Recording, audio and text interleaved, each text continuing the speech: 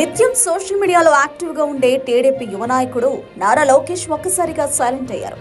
యువగళం పేరుతో కుప్పం నుంచి పాదయాత్ర మొదలుపెట్టి ఆ తర్వాత అర్ధాంతరంగా నిలిపేసి తిరిగి ప్రారంభించి లక్ష్యాన్ని చేరుకోకుండానే ముగించారు. అనంతరం ఎన్నికల ప్రచారంలో దూకుడు ప్రదర్శిస్తారని అంతా అనుకున్నారు.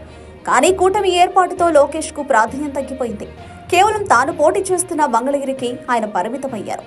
ఎన్నికల తర్వాత కూడా ఆయన నుంచి ఎలాంటి స్పందన లేకపోవడం ఆశ్చర్యం కలిగిస్తోంది. తండ్రి తనయులైన చంద్రబాబు లోకేష్ వ్యూహాత్మక మౌనాన్ని పాటిస్తున్నట్టు టీడీపీ వర్గాలు ప్రచారం చేస్తున్నాయి. ఈ నేపథ్యంలో ప్రభుత్వ సలహాదారు సజ్జల రామకృష్ణారెడ్డి మీడియాతో మాట్లాడుతూ చంద్రబాబు ఎందుకనో నోరు మెదపడం లేదన్నారు.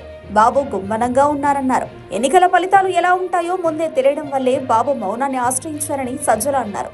నారా లోకేష్ అసలు దేశంలోనే ఉన్నారా అంటూ మీడియా ప్రతినిధుల్ని సజ్జల ప్రశ్నించడం గమనార్హం.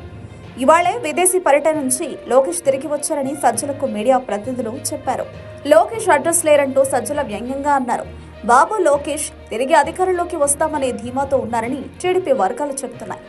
అధికారం దక్కించుకున్న తర్వాత ఏం మాట్లాడినా చెల్లుబాటు అవుతుందని, అందుకే అంతవరకు వేచి చూసే ధోరణితో ఉన్నారని బాబు లోకేష్ ఒక నిర్ణయానికి వచ్చినట్టు అర్థమవుతోంది.